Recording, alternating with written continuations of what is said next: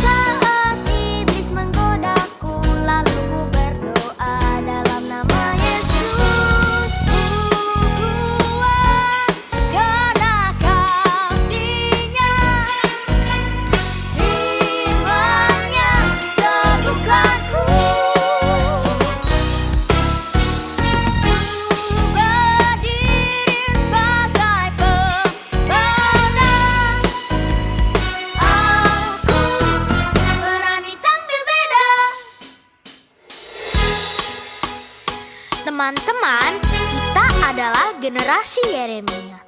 Generasi yang cinta akan Tuhan, hidup kudus, dan penuh kuasa Roh Kudus.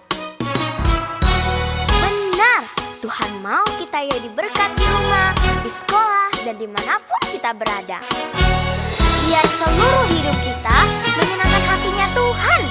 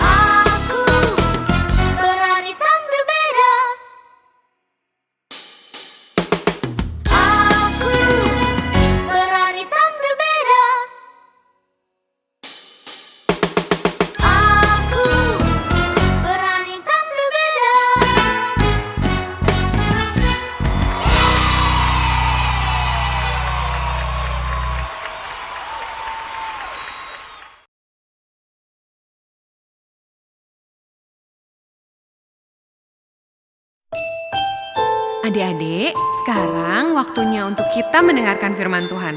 Siapa yang mau dengar firman Tuhan? Yuk kita duduk yang manis, kita buka telinga dan hati kita. Ku buka hatiku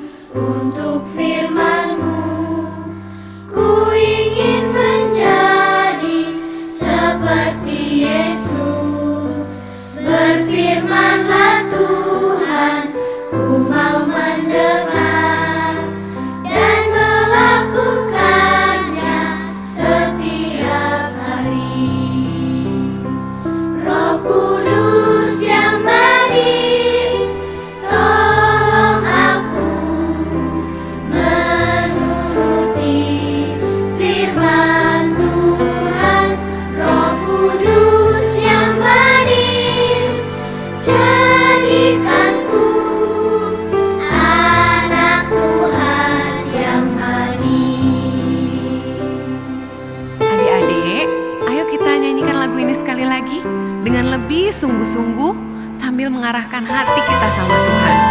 Kita ingat kebaikan Tuhan Yesus dalam hidup kita. Buka hatiku untuk firman-Mu. Ku ingin menjadi seperti Yesus. Berfirman-Lah Tuhan, ku mau mendengar dan melakukannya setiap hari. Roh Kudus yang manis, tolong aku menuruti firman Tuhan.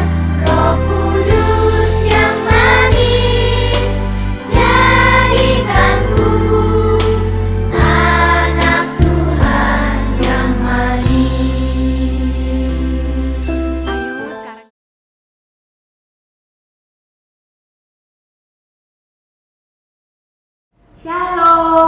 Shalom adik-adik terkasih. Jumpa lagi. Sudah siap untuk mendengarkan firman Tuhan?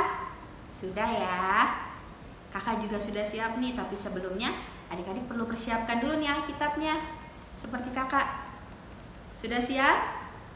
Udah ya? Nah, yuk. Sebelum dengerin firman, mari kita berdoa, kita siapkan hati, kita siapkan pikiran kita. Lipat tanganmu, tutup matamu. Bapa yang baik, terima kasih ya Tuhan, meskipun kami kembali lagi dalam ibadah online sekolah minggu, Engkau terus menjaga kami. Tuhan, sekarang kami ingin mendengarkan firman Tuhan, biarlah apa yang kami dengarkan, itu semua bisa kami lakukan di kehidupan kami setiap hari ya Bapa. Terima kasih ya Yesus, terima kasih Engkau begitu baik. Dalam nama-Mu kami berdoa, kami mengucap syukur. Amin. Amin. Sudah siap ya? Adik-adik, ada yang masih ingat cerita minggu lalu? Sekolah minggunya ceritanya apa? Iya, tentang Petrus dan Yohanes yang menyembuhkan orang lumpuh. Pinter, masih ingat ternyata hebat-hebat. Petrus dan Yohanes menyembuhkan orang lumpuh. Adik-adik tahu? Karena kejadian itu banyak orang yang bersuka cita, banyak orang yang merasa takjub, banyak orang yang menjadi percaya bahwa Yesus benar-benar juru selamat. Dia mampu melakukan apapun. Ya, banyak orang yang suka citanya luar biasa, ternyata benar. Ya kan, meskipun Yesus sudah naik ke surga, ya, kuasanya tetap bisa kita rasakan. Nah, sama seperti orang lumpuh itu, dia juga sama, sukacitanya luar biasa. Karena kejadian itu dia disembuhkan oleh Petrus dan Yohanes, dia mau mengikuti Yesus. Ketika itu, Petrus dan Yohanes melakukan perjalanan ke Bait Suci. Jangan lupa, banyak yang ikut dia jadinya. Termasuk si orang lumpuh tadi yang sudah disembuhkan. Ya kan?